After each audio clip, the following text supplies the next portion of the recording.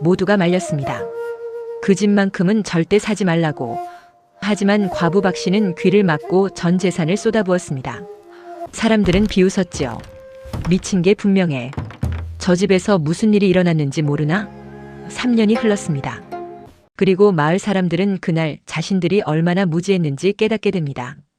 이야기는 조선 중기 경상도 어느 산골 마을에서 시작됩니다. 박 씨는 35의 나이에 남편을 잃었습니다. 천연두가 마을을 휩쓸고 간 그의 겨울, 남편은 단 사흘 만에 숨을 거두었지요. 아이도 없었습니다. 박 씨에게 남은 것은 남편이 평생 모은 돈 25냥과 마을 사람들의 동정 어린 시선뿐이었습니다. 가엾어라, 저 나이에 혼자 어찌 살려고. 친정으로 돌아가는 게 낫지 않겠어? 하지만 박 씨는 친정으로 돌아갈 수 없었습니다. 아버지는 박 씨가 15세 시집갈 때 이미 돌아가셨고 어머니는 제가하여 먼 지방으로 떠났습니다. 오빠는 있었으나 형수가 박 씨를 반기지 않았지요. 시집간 딸이 무슨 상관이냐며 문전박대했습니다. 박 씨는 홀로 남편의 무덤을 돌보며 바느질과 삭발레로 근근히 살아갔습니다. 손놀림이 빨라 품삯은 꽤 받는 편이었으나 과부라는 이유로 사람들은 함부로 대했습니다. 품삯을 제때 주지 않는 것은 예사였고 어떤 이는 과부 주제에 돈을 밝힌다며 욕설을 퍼붓기도 했습니다. 그렇게 2년이 흘렀습니다. 어느 봄날 마을에 소문이 돌기 시작했습니다. 마을 어귀에 있는 커다란 기와집, 일명 귀신 나오는 집이 매물로 나왔다는 것이었습니다. 그 집은 원래 부자 상인 김진사의 집이었습니다. 김진사는 한양과 부산을 오가며 무역으로 큰 돈을 벌었고 마을에서 가장 화려한 기와집을 지어 살았지요. 그런데 3년 전 이상한 일이 벌어졌습니다. 김진사의 외동딸이 혼례를 치르던 날 밤 신부가 갑자기 사라졌습니다. 온 마을이 뒤집혔습니다. 신랑 측 가족들은 분노했고 김진사는 미칠 듯이 딸을 찾아 헤맸습니다. 나흘째 되던 날 사람들은 집 뒤편 우물에서 신부의 시신을 발견했습니다. 붉은 혼례복을 입은 채였습니다. 자살인지 타살인지 알 수 없었습니다. 관아에서 조사했으나 흉기도 증거도 나오지 않았습니다. 결국 사건은 미궁에 빠졌고 김진사는 충격으로 병을 얻어 석 달 만에 세상을 떠났습니다. 부인도 1년을 버티지 못하고 뒤따랐지요. 그 후로 집은 비어 있었습니다. 사람들은 그 집을 지날 때마다 침을 뱉으며 외면했습니다. 밤이면 신부의 울음소리가 들린다는 소문이 돌았고 어떤 이는 우물에서 하얀 손이 나와 자신을 끌어당겼다고 주장했습니다. 집은 점점 황폐해졌고 지붕 기와는 깨졌으며 마당에는 잡초가 무성했습니다. 김진사의 먼 친척이 집을 팔려 했으나 아무도 사려 하지 않았습니다. 처음에는 100냥을 불렀으나 팔리지 않았고 80냥, 50냥으로 내렸으나 여전히 매수자가 나타나지 않았습니다. 결국 가격은 30냥까지 떨어졌습니다. 마을에서 가장 큰 기와집이 평범한 초가집보다 싼 값에 나온 것입니다. 바로 그때 박 씨가 나타났습니다. 그 집을 사겠습니다. 중개를 맡은 이방의 입이 떡 벌어졌습니다. 부인, 제정신이십니까? 그 집이 어떤 집인지 아시면서. 압니다. 그래도 사겠습니다. 귀신이 나온다는데요. 귀신은 산 사람보다 무섭지 않습니다. 박 씨의 목소리는 단호했습니다. 이방은 고개를 저었으나 매매는 성사되었습니다. 박 씨는 남편이 남긴 25냥의 바느질로 모은 돈을 보태 정확히 30냥을 지불했습니다. 그녀의 전 재산이었습니다. 소식은 삽시간에 마을에 퍼졌습니다. 과부 박 씨가 귀신 나오는 집을 샀대. 미쳤구먼. 완전히 미쳤어. 가뜩이나 불행한데 이제 귀신한테 홀려 죽을 거야. 저러다 우물에 빠져 죽으면 어쩌려고. 사람들은 수군댔습니다. 어떤 이는 동정했고 어떤 이는 비웃었습니다. 박 씨의 형수는 우리 집안 망신시킬 작정이냐며 박 씨와 인연을 끊었습니다. 마을 노인들은 고개를 저으며 저 집에 들어가면 석 달을 못 버틴다고 단언했습니다. 하지만 박 씨는 개의치 않았습니다. 이사 가던 날 박 씨는 단 하나의 보따리만 들고 그 집 대문을 열었습니다. 삐걱거리는 소리와 함께 대문이 열리자 황량한 광경이 펼쳐졌습니다. 마당은 잡초로 뒤덮였고 처마 밑에는 거미줄이 가득했습니다. 대청마루는 썩어 일부가 무너져 있었고 방문은 떨어져 나가 있었습니다. 박 씨는 천천히 집안을 둘러보았습니다. 안방, 사랑방, 부엌곳간 모든 곳이 버려진 채 방치되어 있었습니다. 먼지가 쌓이고 쥐똥이 굴러다니고 벽지는 찢어져 있었습니다. 하지만 박 씨의 눈빛은 흔들리지 않았습니다. 이제부터 이곳이 내 집이다. 그날 밤 박 씨는 안방 한 구석에 자리를 폈습니다. 사람들이 말한 귀신의 울음소리 같은 것은 들리지 않았습니다. 다만 바람이 빈집을 스치며 내는 소리, 오래된 나무가 삐걱대는 소리만 들렸을 뿐입니다. 다음 날부터 박 씨는 청소를 시작했습니다. 먼저 마당에 잡초를 뽑았습니다. 허리를 숙이고 손으로 하나하나 뿌리째 뽑았습니다. 아침부터 저녁까지 쉬지 않고 일했습니다. 손에 물집이 잡히고 허리가 끊어질 듯 아팠지만 멈추지 않았습니다. 일주일이 지나자 마당이 드러났습니다. 잡초 사이로 박혀있던 돌들이 보였고 오래된 우물의 모습도 드러났습니다. 사람들이 귀신이 나온다고 말한 그 우물이었습니다. 박 씨는 우물을 들여다보았습니다. 어두컴컴한 우물 속 물은 고여 있었으나 썩은 냄새는 나지 않았습니다. 박 씨는 두레박을 내려 물을 길어 올렸습니다. 물은 차갑고 맑았습니다. 좋은 물이구나. 박 씨는 그 물로 마당을 닦고 대청마루를 닦고 방바닥을 닦았습니다. 한 달이 지나자 집에 얼개가 드러나기 시작했습니다. 무너진 마루를 고치고 떨어진 문짝을 달고 찢어진 창호지를 바르고 지붕에 깨진 기와를 주었습니다. 돈이 없었기에 모든 것을 스스로 해야 했습니다. 박 씨는 새벽부터 밤까지 일했습니다. 남은 돈으로는 최소한의 식량과 수리 재료만 샀습니다. 쌀은 사지 못해 잡곡으로 죽을 쑤어 먹었고 반찬은 집 뒤편 야산에서 나무를 뜯어 해결했습니다. 마을 사람들은 가끔 담 너머로 박 씨의 모습을 훔쳐보았습니다. 아직 살아있네. 신기하구만. 귀신한테 안 잡혀갔어. 하긴 귀신도 저렇게 고집 센 사람은 무서워할 거야. 하지만 여전히 아무도 박 씨에게 말을 걸지 않았습니다. 마을 사람들은 그 집을 불길하게 여겼고 박 씨를 귀신집에 사는 이상한 과부로 낙인 찍었습니다. 장에 나가도 사람들은 박 씨를 피했고 물건을 팔 때도 다른 사람보다 비싼 값을 요구했습니다. 2달째 되던 어느 날 박 씨는 집 뒤편 창고를 정리하다가 이상한 것을 발견했습니다.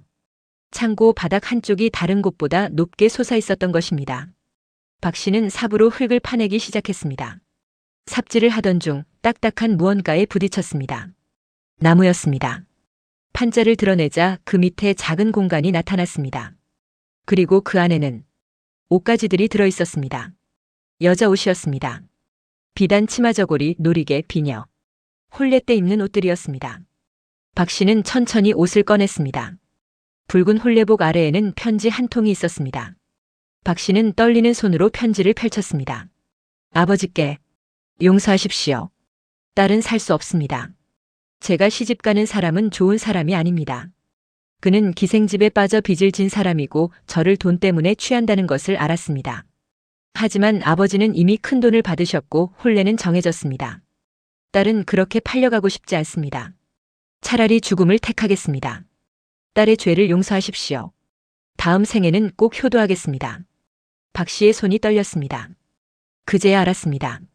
신부는 자살한 것이었습니다. 하지만 이유를 말할 수 없었던 것입니다. 말하면 아버지가 받은 예물을 돌려줘야 했고 집안이 망신을 당할 것이 뻔했습니다. 그래서 그녀는 혼례복을 벗어 숨기고 아무것도 모르는 척 우물에 몸을 던진 것이었습니다. 박 씨는 편지를 가슴에 안았습니다. 눈물이 흘러내렸습니다. 자신과 같은 여자였습니다. 선택의 여지가 없었던, 자신의 삶을 결정할 수 없었던 여자. 박 씨는 그날 밤 혼례복을 깨끗이 빨아 개어두고 신부를 위해 작은 제사상을 차렸습니다. 편히 쉬시오. 이제 당신의 아픔을 아는 사람이 있소. 그날 밤부터였습니다. 이상하게도 집이 달라지기 시작했습니다. 더 이상 삐걱대는 소리가 들리지 않았고 찬바람도 덜 불어왔습니다. 마치 집이 살아나는 것 같았습니다. 석 달이 지났습니다.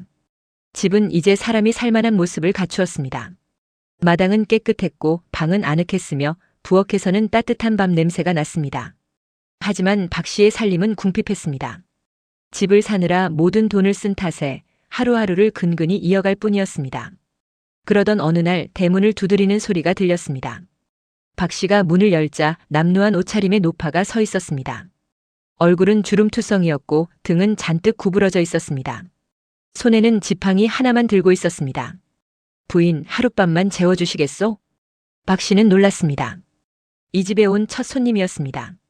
게다가 모두가 귀신 나온다며 피하는 집에 묵겠다는 사람이라니. 어디서 오셨습니까? 먼 길을 걸어왔소. 다리가 아파 더는 갈 수 없구려. 하룻밤만 부엌 아궁이 앞에서 자도 돼요. 박 씨는 잠시 망설였습니다. 자신도 먹을 것이 넉넉지 않았습니다. 하지만 노파의 지친 얼굴을 보자 거절할 수 없었습니다. 들어오십시오. 박 씨는 노파를 안방으로 안내했습니다. 아궁이 앞이 아니라 따뜻한 온돌방이었습니다. 노파는 눈물을 글썽였습니다. 부인, 은혜를 갚을 길이 없구려. 손님께서 편히 쉬시는 것이 은혜를 갚는 것입니다. 박 씨는 남은 쌀로 죽을 쓰었습니다. 묽은 죽이었으나 정성껏 쓴 것이었습니다. 노파는 죽을 받아들고 또 눈물을 흘렸습니다. 살아오면서 이런 대접을 받아본 적이 없어. 무슨 말씀을. 나는 천민이요. 평생 구걸하며 살았소.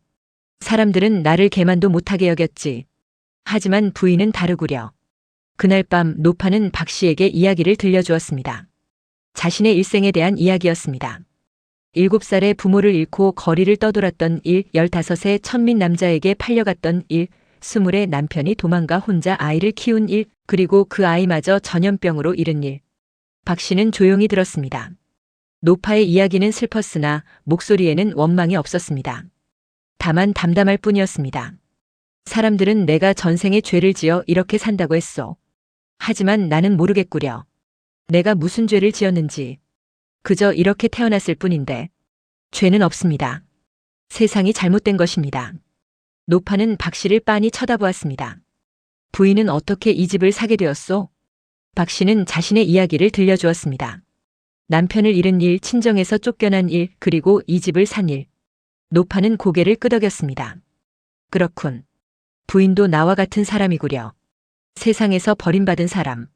그렇습니다. 하지만 부인은 강하오.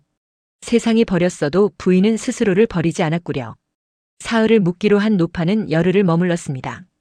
박 씨는 개의치 않았습니다. 노파는 몸이 불편했으나 할 수 있는 일을 찾아 도왔습니다. 마당에 앉아 콩을 까거나 옷을 기워주거나 부엌에서 불을 지폈습니다. 열흘째 되던 날 아침 노파가 말했습니다. 이제 떠나야겠소. 어디로 가십니까? 북쪽으로. 딸이 있소. 만나러 가는 길이요. 박 씨는 놀랐습니다. 딸이 있으시다고요? 말씀하시길 아이를 잃었다고. 노파는 쓸쓸히 웃었습니다. 아들을 잃었다 했지. 딸은 다른 이야기요. 어렸을 때 부잣집의 종으로 팔렸소. 그 후로 만나지 못했지. 하지만 최근에 소식을 들었소. 딸이 나를 찾는다고. 그것 참 다행입니다. 부인 덕분에 기운을 차렸소. 이제 갈 수 있을 것 같구려. 노파는 떠나기 전 박 씨의 손을 잡았습니다. 부인, 이 집을 잘 지키시오. 이 집에는 복이 있소. 무슨 복이 있겠습니까? 모르시는구려. 집은 사람의 마음을 담는 그릇이요. 부인의 선한 마음이 이 집에 스며들고 있어. 언젠가 그 복이 돌아올 것이요. 노파는 그렇게 떠났습니다. 박 씨는 대문 밖까지 나가 노파가 보이지 않을 때까지 지켜보았습니다. 그 후로 또 계절이 바뀌었습니다. 여름이 왔고 박 씨는 집 뒤편에 작은 텃밭을 일구었습니다. 상추, 고추, 호박을 심었습니다. 씨앗은 장터에서 품삯을 받고 조금씩 사모았습니다. 매일 아침 우물에서 물을 길어 텃밭에 주었습니다. 어느 날 호박 넝쿨 아래에서 이상한 것을 발견했습니다. 땅속에서 돌멩이 같은 것이 드러났습니다. 박 씨는 삽으로 파내기 시작했습니다. 돌이 아니었습니다. 항아리였습니다. 항아리를 들어 올렸을 때 박 씨는 숨이 멎는 줄 알았습니다. 항아리 안에는 은자가 가득 들어 있었습니다. 박 씨는 급히 항아리를 집 안으로 옮겼습니다. 떨리는 손으로 은자를 세어보니 정확히 200냥어치였습니다. 박 씨는 멍하니 앉아 있었습니다. 어떻게 된 일인지 알 수 없었습니다. 항아리 안에는 쪽지 하나가 있었습니다. 만약의 경우를 대비해 묻어둔다. 김진사. 이해가 되었습니다. 김진사가 비상금으로 땅에 묻어둔 것이었습니다. 딸이 죽고 본인도 급히 세상을 떠나면서 이 돈의 존재를 아무에게도 말하지 못한 것이었습니다. 박 씨는 고민에 빠졌습니다. 이 돈은 자신의 것이 아니었습니다. 김진사의 유족에게 돌려줘야 옳았습니다. 하지만 박 씨는 그 친척이 어떤 사람인지 알고 있었습니다. 욕심 많고 인색한 사람이었습니다. 김진사가 병들어 누워있을 때도 한 번 문 안 오지 않았던 사람이었습니다. 이 돈을 돌려주면 그는 술과 노름에 쓸 것이다. 박 씨는 밤새 고민했습니다. 그리고 결정을 내렸습니다. 이 돈은 돌려주되 올바른 방법으로 쓰이도록 하자. 다음 날 박 씨는 마을 이장을 찾아갔습니다. 이장님, 제안이 있습니다. 무슨 제안이요? 제가 찾은 돈으로 마을 사람들에게 도움이 되는 일을 하고 싶습니다. 박 씨는 이장에게 돈을 보여주며 설명했습니다. 이 돈으로 마을에 우물을 하나 더 파고 가난한 집 아이들에게 책을 사주고 혼자 사는 노인들에게 양식을 나눠주고 싶다고 했습니다. 그리고 남은 돈은 김진사의 친척에게 돌려주겠다고 했습니다. 이장은 놀랐습니다. 부인, 그 돈은 부인 것이요. 부인이 산 집에서 나온 것이니. 아닙니다. 이 돈은 김진사의 것입니다. 저는 다만 그분의 뜻대로 쓰이길 바랄 뿐입니다. 김진사는 살아생전 마을을 위해 많은 일을 하셨다고 들었습니다. 이 돈도 그렇게 쓰이는 것이 맞습니다. 이장은 잠시 말이 없었습니다. 그러고는 천천히 고개를 끄덕였습니다. 부인의 뜻이 그렇다면 그리하겠소. 하지만 한 가지 조건이 있소. 무엇입니까? 이 일을 마을 사람들이 알게 하겠소.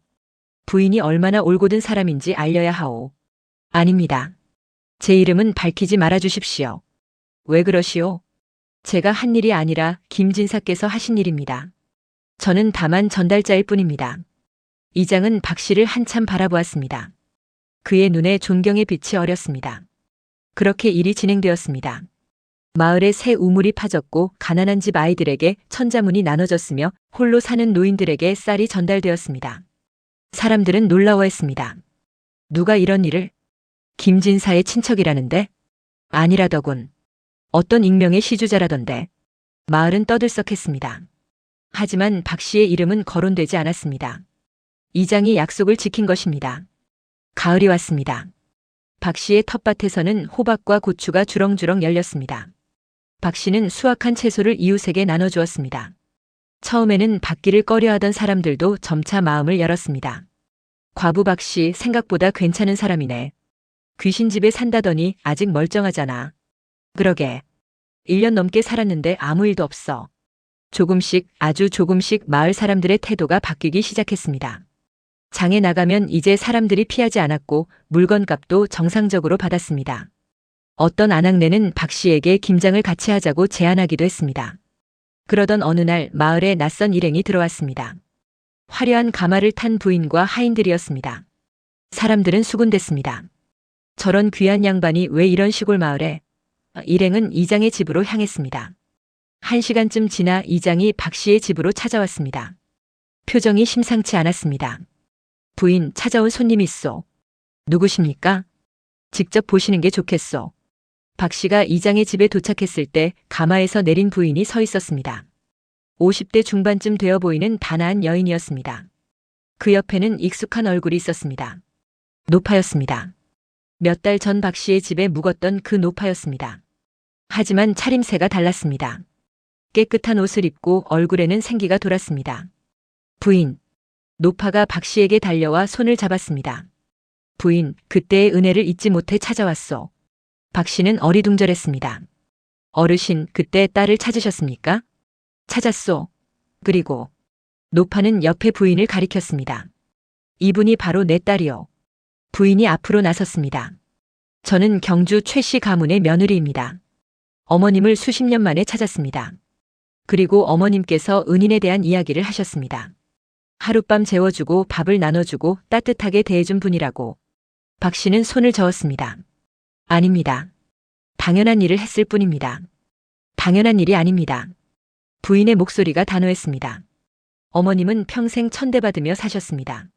사람들은 어머님을 거지 취급했습니다. 하지만 부인은 달랐다고 하셨습니다.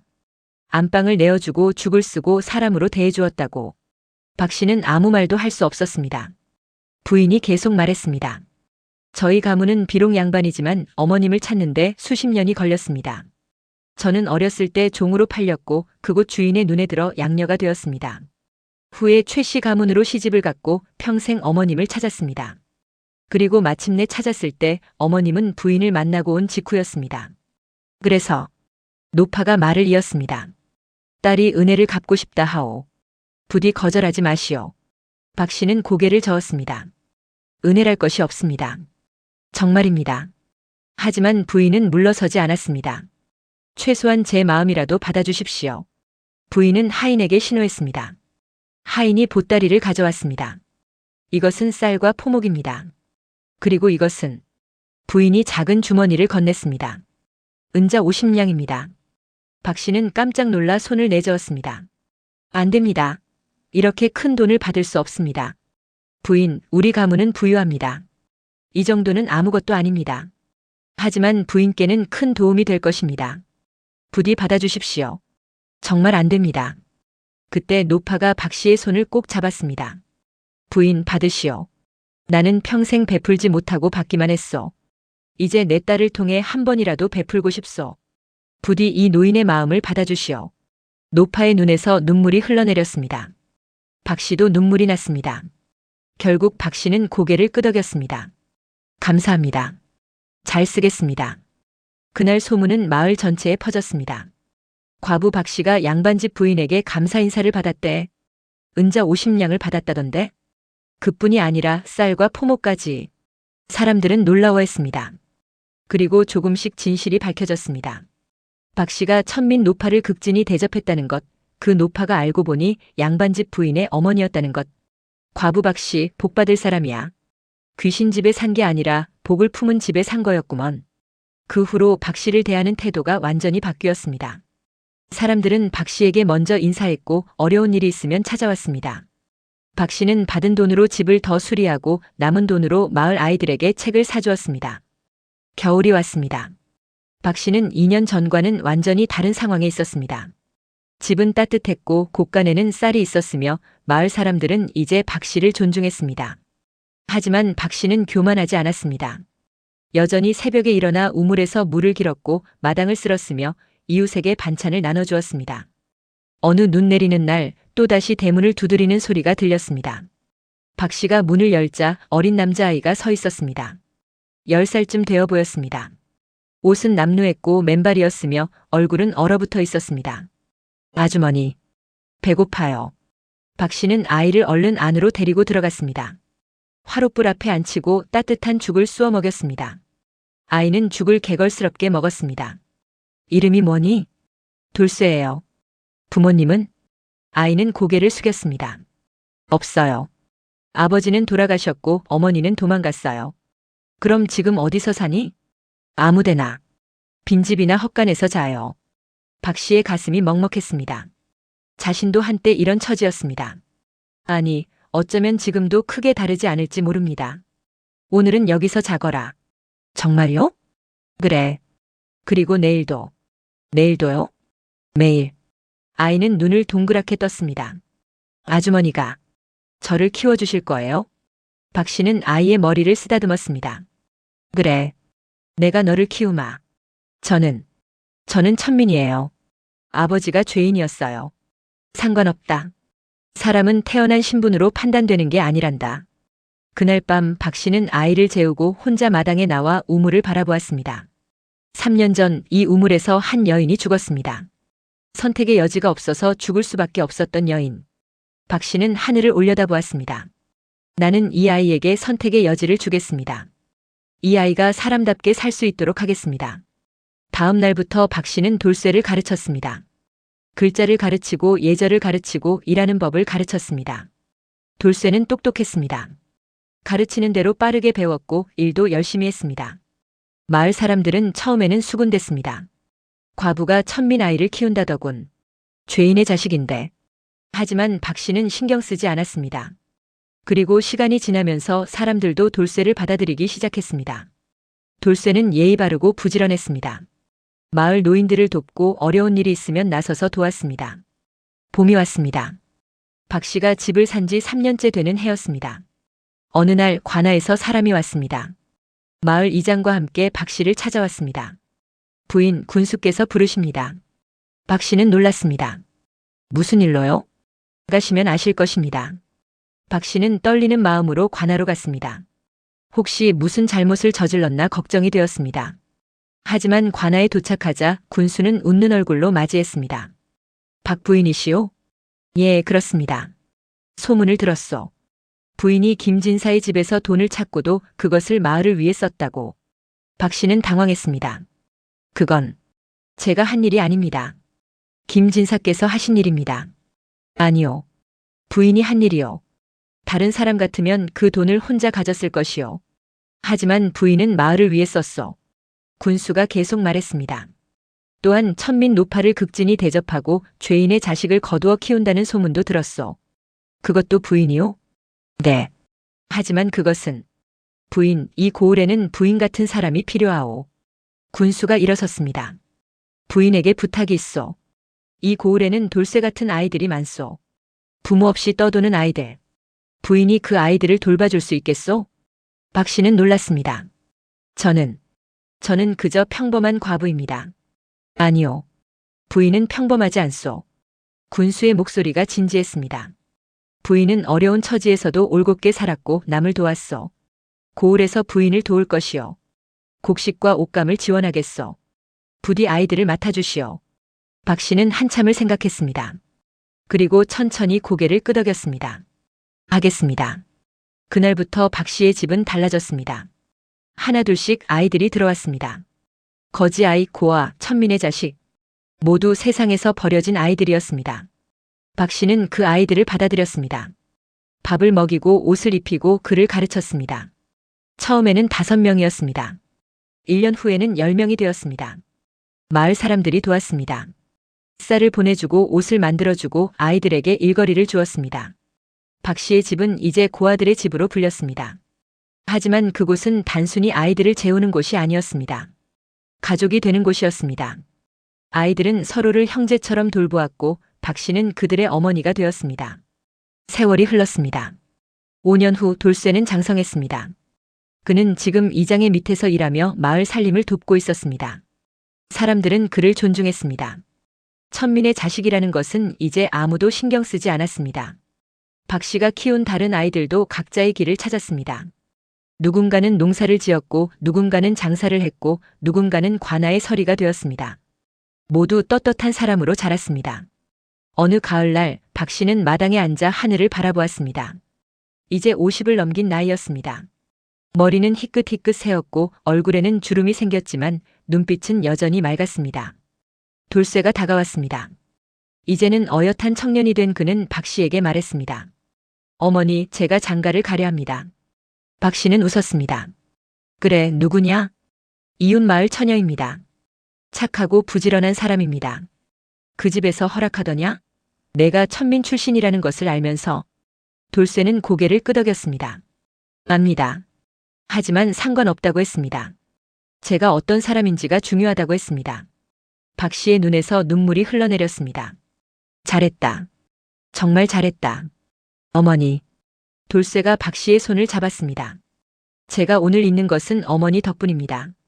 어머니께서 저를 사람으로 대해주셨기 때문입니다. 아니다. 내가 원래 좋은 아이였다. 아닙니다. 돌쇠의 목소리가 떨렸습니다. 어머니를 만나기 전 저는 짐승 같았습니다. 먹기 위해 훔쳤고 살기 위해 거짓말했습니다. 하지만 어머니께서 제게 인간의 길을 가르쳐 주셨습니다. 박 씨는 돌쇠를 꼭 안았습니다. 너는 이미 좋은 사람이었다.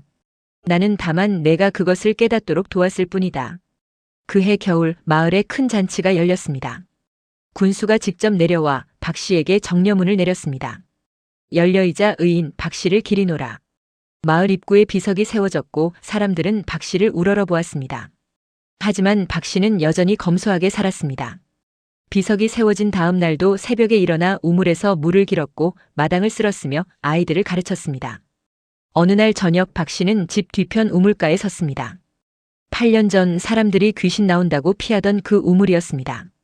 이제 그 우물은 생명의 원천이 되었습니다. 매일 아이들이 이 우물에서 물을 길어 밥을 짓고 빨래를 하고 텃밭에 물을 줍니다. 박 씨는 우물을 들여다보았습니다. 어둠 속에 자신의 얼굴이 비쳤습니다. 그리고 그 옆에 누군가의 얼굴이 어른거리는 것 같았습니다. 붉은 혼례복을 입은 신부였습니다. 박 씨는 조용히 말했습니다. 편히 쉬세요. 당신의 집은 이제 많은 이들에게 삶의 터전이 되었습니다. 당신이 살지 못한 삶을 이 아이들이 대신 살고 있습니다. 바람이 불었습니다. 우물 속 그림자가 흔들리고 사라졌습니다. 박 씨는 우물에 깊이 절을 올렸습니다. 다음 날 아침 마을 사람들이 이상한 것을 발견했습니다. 박 씨의 집 마당에 매화나무 한 그루가 자라고 있었던 것입니다. 어제까지 없던 나무였습니다. 굵기로 보아 최소 10년은 된 나무인데 하루 사이에 나타난 것이었습니다. 사람들은 술렁거렸습니다. 신령님의 축복이다. 박 부인이 하늘의 도움을 받은 것이다. 하지만 박 씨는 조용히 웃을 뿐이었습니다. 그날 밤 꿈에서 붉은 옷을 입은 여인이 나타나 말했습니다. 고맙습니다. 이제 저는 편히 갈 수 있습니다. 이 나무는 제 선물입니다. 봄마다 꽃을 피워 부인을 축복할 것입니다. 세월은 계속 흘렀습니다. 10년 후 박 씨가 키운 아이들은 모두 어른이 되어 각자의 삶을 살았습니다. 그들은 자주 박 씨를 찾아왔고 자신들이 번 돈으로 박 씨를 도왔습니다. 박 씨의 집에는 언제나 아이들이 있었고 밥 짓는 연기가 피어올랐으며 웃음소리가 끊이지 않았습니다. 마을 사람들은 이제 이 집을 복을 주는 집이라 불렀습니다. 한때 귀신 나오는 집이라 불렸던 곳이 이제는 마을에서 가장 축복받은 집이 된 것입니다. 박 씨는 70이 넘어서도 건강했습니다. 매일 아침 우물에서 물을 길었고 아이들을 가르쳤습니다. 그리고 해마다 봄이 되면 매화나무 아래에 앉아 꽃을 바라보며 지난 날들을 회상했습니다. 어느 봄날 박 씨의 집에 낯선 손님이 찾아왔습니다. 화려한 옷을 입은 관리였습니다. 그는 한양에서 왔다고 했습니다. 박 부인을 찾습니다. 제가 박 씨입니다. 관리는 정중히 절을 올렸습니다. 부인, 임금께서 부인의 이야기를 들으셨습니다. 고을 군수가 장계를 올려 부인의 선행을 아뢰었고 임금께서 크게 감동하셨습니다. 박 씨는 당황했습니다. 임금께서 저 같은 미천한 것을 미천하지 않습니다. 관리가 품에서 비단 보자기를 꺼냈습니다. 임금께서 하사품을 내리셨습니다. 쌀 100석과 무명 100필 그리고 이 교서를 받으시오. 박 씨는 떨리는 손으로 교서를 받았습니다. 거기에는 이렇게 적혀 있었습니다. 부인 박 씨는 비록 여자의 몸이나 그 덕은 군자와 같도다. 남편을 잃고도 절개를 지켰으며 천한 일을 사람으로 대했고 버려진 아이들에게 삶의 길을 열어주었도다. 이는 참된 인이요 참된 의로다. 온 나라가 부인을 본받기를 바라노라. 마을 사람들이 모두 모여들었습니다. 모두 무릎을 꿇고 박 씨를 향해 절을 올렸습니다. 한때 과부라며 천대하던 사람들이 이제는 존경의 눈빛으로 박 씨를 바라보았습니다. 하지만 박 씨는 여전히 겸손했습니다. 저는 다만 살아남기 위해 노력했을 뿐입니다. 이 집을 산 것도 아이들을 키운 것도 모두 제가 외롭지 않기 위해서였습니다. 돌쇠가 앞으로 나섰습니다. 이제 그는 마을 이장이 되어 있었습니다. 어머니께서는 겸손하시지만 우리는 압니다. 어머니께서 우리에게 무엇을 주셨는지. 다른 아이들도 모여들었습니다. 이제는 모두 어른이 된 그들이 하나둘 말하기 시작했습니다. 어머니께서는 제게 이름을 주셨습니다. 전에는 그냥 이놈이라 불렸습니다. 저는 사람 취급을 받지 못했습니다. 하지만 어머니께서 제게 사람의 도리를 가르쳐 주셨습니다. 저는 죽고 싶었습니다. 하지만 어머니께서 살아갈 이유를 주셨습니다. 박 씨의 눈에서 눈물이 흘러내렸습니다.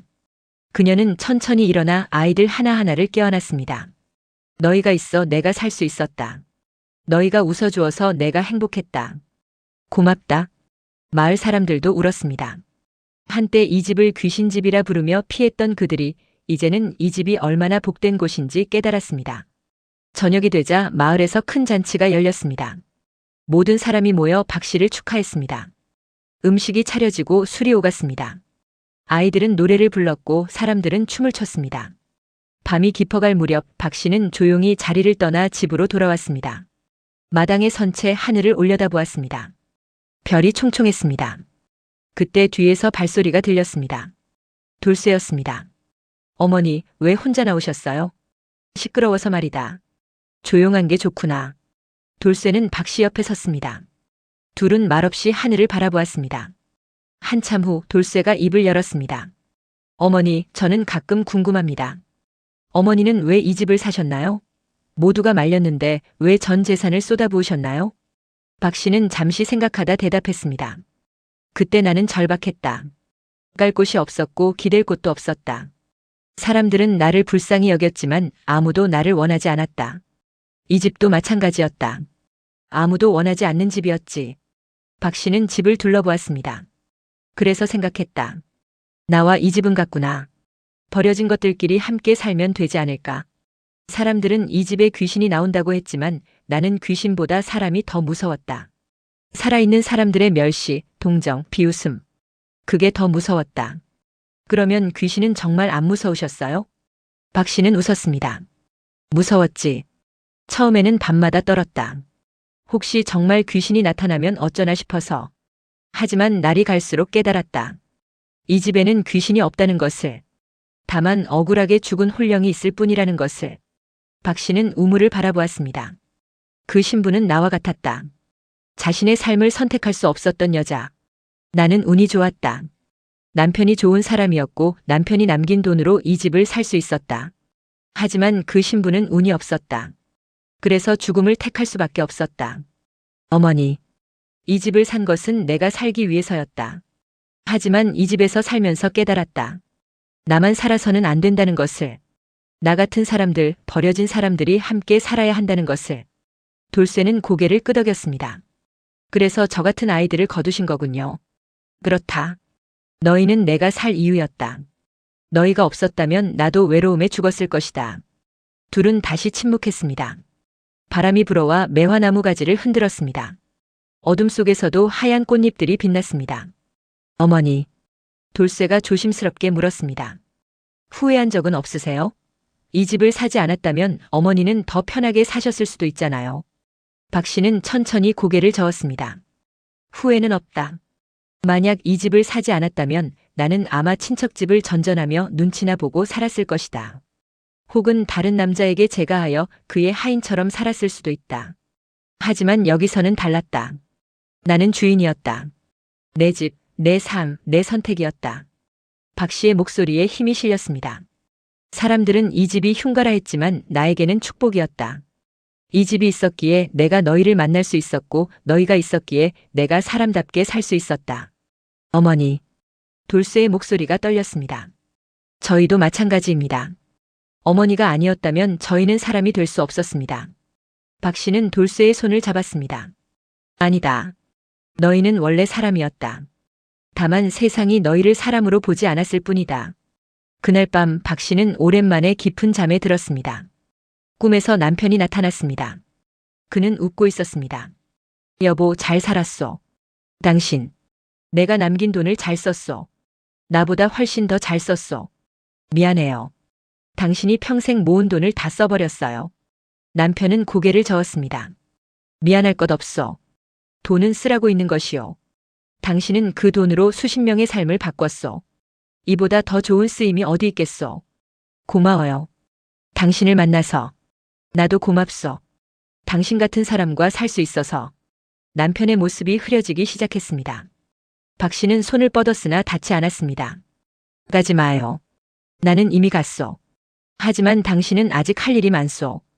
끝까지 잘 살아주시오. 꿈에서 깨어났을 때 박 씨의 얼굴에는 눈물이 흥건했습니다. 하지만 마음은 평온했습니다. 계절이 또 바뀌었습니다. 여름이 오고 가을이 왔습니다. 박 씨의 집에는 변함없이 사람들이 드나들었습니다. 새로운 아이들이 왔고 자란 아이들은 떠났습니다. 하지만 떠난 아이들은 항상 돌아왔습니다. 명절이면 잔치가 있으면 혹은 그냥 어머니가 보고 싶으면 찾아왔습니다. 어느 가을날 마을에 또 다른 소문이 돌았습니다. 한양에서 높은 벼슬아치가 내려온다는 것이었습니다. 사람들은 떠들썩했습니다. 무슨 일로 내려오는 거래? 박 부인을 보러 온다더군. 박 부인을? 왜? 다음 날 정말로 화려한 행차가 마을에 들어왔습니다. 가마에서 내린 사람은 60쯤 되어 보이는 관리였습니다. 그는 높은 벼슬의 표시인 금관을 쓰고 있었습니다. 관리는 곧장 박 씨의 집으로 향했습니다. 대문 앞에 서서 큰 소리로 외쳤습니다. 박 부인, 최 판서가 찾아왔소. 박 씨가 놀라 문을 열었습니다. 판서님께서 왜? 최 판서는 깊이 절을 올렸습니다. 부인, 제 어머니의 은인이십니다. 늦었지만 인사드리러 왔습니다. 박 씨는 그제야 기억났습니다. 몇 년 전 자신의 집에 묵었던 노파, 그리고 그 딸이라는 부인. 그 부인의 남편이 바로 최 판서였던 것입니다. 판서님, 일어나십시오. 제가 무슨 은인입니까? 은인이십니다. 최 판서의 목소리가 단호했습니다. 제 장모님께서 돌아가시기 전 부인 이야기를 하셨습니다. 평생 처음으로 사람 대접을 받았다고, 그래서 기쁘게 세상을 떠날 수 있었다고. 박 씨의 눈시울이 붉어졌습니다. 어르신께서 돌아가셨습니까? 네. 작년 겨울에. 하지만 편안히 가셨습니다. 딸과 손주들에 둘러싸여 따뜻한 방에서. 최 판서가 계속 말했습니다. 장모님은 유언을 남기셨습니다. 박 부인을 꼭 찾아뵙고 은혜를 갚으라고 최 판서는 하인들에게 신호했습니다. 하인들이 커다란 보따리들을 가져왔습니다. 이것은 쌀 200석입니다. 그리고 이것은 무명 300필, 이것은 은자 500냥입니다. 박 씨는 깜짝 놀라 손을 내저었습니다. 안 됩니다. 이렇게 많은 것을 받으십시오. 이것은 장모님의 뜻입니다. 최 판서가 다시 절을 올렸습니다. 그리고 한 가지 더 부탁이 있습니다. 무엇입니까? 임금께서 부인을 한양으로 모시고 싶어 하십니다. 부인 같은 분이 계셔야 백성들이 본받을 것이라 하셨습니다. 박 씨는 고개를 저었습니다. 저는 이곳에 있어야 합니다. 아이들이 있습니다. 아이들도 함께 가시면 됩니다. 아닙니다. 박 씨의 목소리가 단호했습니다. 아이들은 이곳에서 자라야 합니다. 이 마을 사람들과 함께 이 땅에 뿌리를 내려야 합니다. 한양은 저희에게 맞지 않습니다. 최 판서는 아쉬워했으나 더 이상 강요하지 않았습니다. 알겠습니다. 하지만 부인께 한 가지만 여쭙겠습니다. 무엇입니까? 부인은 어떻게 그렇게 사실 수 있습니까? 자신도 어려운 처지인데 남을 돕고 버려진 아이들을 키우고 어떻게 그럴 수 있습니까? 박 씨는 잠시 생각하다 대답했습니다. 저는 특별한 사람이 아닙니다. 다만 알았을 뿐입니다. 혼자서는 살 수 없다는 것을, 사람은 사람과 함께 있을 때 사람이 된다는 것을. 박 씨는 마당을 둘러보았습니다. 아이들이 뛰어놀고 있었고 매화나무는 푸르렀으며 우물에서는 맑은 물이 솟아났습니다. 이 집을 샀을 때 사람들은 미쳤다고 했습니다. 귀신 나오는 집을 왜 사느냐고. 하지만 저는 압니다. 귀신은 없다는 것을.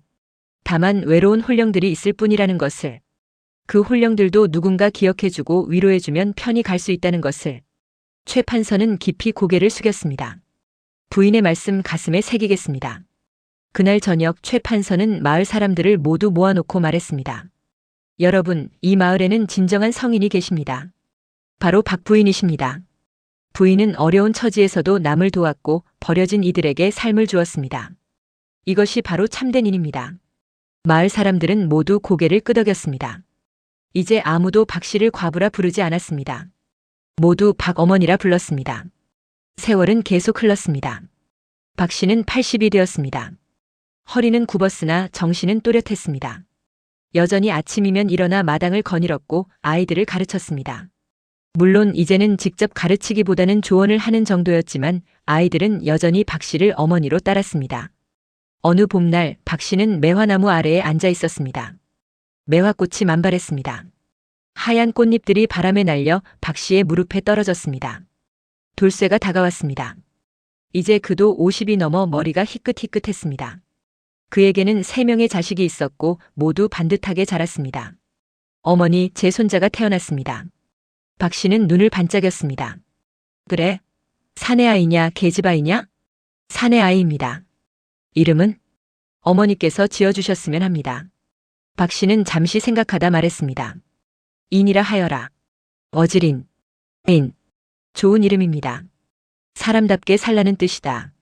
신분도 재산도 권력도 중요하지 않다. 다만 사람답게 사는 것, 그것이 가장 중요하다. 돌쇠는 깊이 절을 올렸습니다. 명심하겠습니다. 그날 밤 박 씨는 혼자 우물가에 섰습니다. 달빛이 우물 속을 비췄습니다. 물은 여전히 맑고 차가웠습니다. 오래 살았구나. 박 씨는 혼잣말을 했습니다.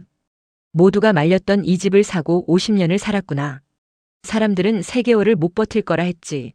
하지만 나는 살았다. 그리고 많은 아이들이 이 집에서 자라 사람이 되었다. 박 씨는 하늘을 올려다보았습니다. 이제 갈 때가 된 것 같구나. 남편도 기다리고 신부도 기다리고 노파도 기다리겠지. 바람이 불었습니다. 매화꽃 향기가 진하게 퍼졌습니다. 다음 날 아침 아이들이 박 씨를 깨우러 갔을 때 박 씨는 이미 숨을 거두고 있었습니다. 얼굴은 평온했고 입가에는 미소가 어려 있었습니다. 손에는 오래된 편지 한 통을 쥐고 있었습니다. 신부가 남긴 그 편지였습니다. 마을 전체가 슬퍼했습니다. 사람들은 3일 밤낮을 박 씨의 빈소를 지켰습니다. 한양에서도 사람들이 내려왔습니다. 최 판서의 가족들, 군수, 그리고 박 씨가 키운 수십 명의 아이들. 장례식 날 마을 사람들은 박 씨의 관을 메고 천천히 걸었습니다. 목적지는 남편의 무덤 옆이었습니다. 50년 만에 부부가 다시 만나는 것이었습니다. 관을 내려놓을 때 이상한 일이 벌어졌습니다. 하늘에서 매화 꽃잎이 떨어지기 시작한 것입니다. 하지만 그때는 봄도 아니었고 주변에 매화나무도 없었습니다. 사람들은 놀라워하며 고개를 들었습니다. 하늘의 축복이다. 박 어머니께서 하늘로 가시는구나. 꽃잎은 계속 떨어졌습니다. 관을 덮고 무덤을 덮고 사람들을 덮었습니다. 그리고 천천히 사라졌습니다. 장례가 끝난 후 사람들은 박 씨의 집으로 돌아왔습니다. 빈집이었지만 따뜻했습니다. 마당에 매화나무는 여전히 서 있었고 우물은 여전히 맑은 물을 품고 있었습니다. 돌쇠가 말했습니다. 이 집을 보존해야 합니다. 어머니의 뜻을 기억하기 위해. 다른 사람들도 동의했습니다. 이 집을 여전히 아이들의 집으로 쓰면 어떻겠습니까? 어머니께서 하시던 일을 계속하는 것입니다. 모두 찬성했습니다. 그렇게 박 씨의 집은 계속 아이들의 집으로 남았습니다. 세대가 바뀌어도 시대가 바뀌어도 이 집은 버려진 아이들의 피난처였습니다. 그리고 사람들은 이 집을 자비의 집이라 불렀습니다. 세월이 더 흘러 100년이 지났습니다. 박 씨의 집은 여전히 서 있었습니다. 기와는 몇 번 갈았고 벽은 다시 발랐지만 집의 얼개는 그대로였습니다. 매화나무는 더 크고 웅장해졌고 우물은 여전히 맑은 물을 내뿜었습니다. 마을 사람들은 후손들에게 이야기를 전했습니다. 한 과부가 전 재산을 주고 귀신 나오는 집을 샀다는 것, 사람들은 미쳤다고 했지만 그녀는 굴하지 않았다는 것, 그리고 그 집에서 수많은 생명이 살아났다는 것. 어느 가을날 한 젊은 학자가 이 마을을 방문했습니다. 그는 전국의 미담을 모아 책을 쓰고 있었습니다. 마을 사람들은 그에게 박 씨의 이야기를 들려주었습니다. 학자는 감동하여 말했습니다. 이 이야기를 꼭 책에 넣겠습니다. 사람들이 알아야 합니다. 진정한 용기가 무엇인지, 진정한 사랑이 무엇인지. 그날 밤 학자는 박 씨의 집에 머물렀습니다. 안방에 누워 창문 밖을 바라보다가 이상한 것을 보았습니다. 매화나무 아래에 사람의 형상이 보였습니다. 하얀 옷을 입은 여인이었습니다. 학자는 놀라 일어났습니다. 누구십니까? 여인이 돌아보았습니다. 얼굴은 희미했으나 온화했습니다. 이 집을 잘 돌봐주어 감사합니다. 당신은 한때 이곳에 살았던 사람입니다. 이제는 갈 시간입니다. 하지만 이 집은 영원할 것입니다. 사랑이 있는 한. 여인의 모습이 흐려졌습니다. 그리고 매화꽃 향기만 남았습니다. 다음 날 아침 학자는 마을 사람들에게 물었습니다. 어젯밤 매화나무 아래에 여인을 보았습니다. 누구였습니까? 노인들은 미소 지었습니다. 아마도 박 어머니였을 것입니다. 가끔 나타나신다고 합니다. 이 집을 지키시는 것이지요. 학자는 그날 박 씨의 무덤을 찾아갔습니다. 매화나무로 둘러싸인 조용한 곳이었습니다. 그는 깊이 절을 올렸습니다. 부인의 이야기를 온 나라에 전하겠습니다. 부인 같은 분이 더 많이 나오길 바라며. 그 후 학자가 쓴 책은 전국에 퍼졌습니다. 박 씨의 이야기를 읽고 감동한 사람들이 많았습니다. 어떤 이는 울었고 어떤 이는 자신의 삶을 되돌아보았으며 어떤 이는 박 씨를 본받아 남을 돕기 시작했습니다. 시간이 흘러도 박 씨의 이야기는 잊히지 않았습니다. 세대를 거쳐 전해졌고 지역을 넘어 퍼져나갔습니다. 그리고 사람들은 깨달았습니다. 진정한 용기는 칼을 드는 것이 아니라 사랑을 선택하는 것이라는 것을. 진정한 지혜는 많이 아는 것이 아니라 사람을 이해하는 것이라는 것을. 진정한 부는 금은 보화가 아니라 나는 사랑이라는 것을. 그리고 사람들은 이렇게 말하곤 했습니다. 박 씨는 귀신 나오는 집을 샀다. 하지만 그 집은 귀신의 집이 아니었다. 사랑의 집이었다. 그리고 그 사랑은 한 사람에서 시작하여 마을 전체로, 나라 전체로 퍼져나갔다. 겉모습으로 사람을 판단하지 마십시오. 흉가라 불리던 집이 축복의 집이 되었듯이 천대받던 사람이 성인이 될 수 있습니다. 세상이 버린 것에도 가치가 있습니다. 다만 그것을 알아보는 눈이 필요할 뿐입니다. 그리고 기억하십시오. 베푼 선은 반드시 돌아옵니다. 때로는 예상치 못한 방식으로, 때로는 수십 년 후에. 하지만 반드시 돌아옵니다. 박 씨는 전 재산 25냥으로 폐가를 샀습니다. 사람들은 미쳤다고 했습니다. 하지만 3년 후 그 집은 마을에서 가장 복된 집이 되었습니다. 그리고 50년 후 그 집은 수백 명의 생명을 살린 성지가 되었습니다. 이것이 한 과부가 세상에 남긴 유산입니다. 건물도 돈도 아닌 사랑의 유산입니다. 그리고 그 유산은 지금도 우리 곁에 살아 숨쉬고 있습니다.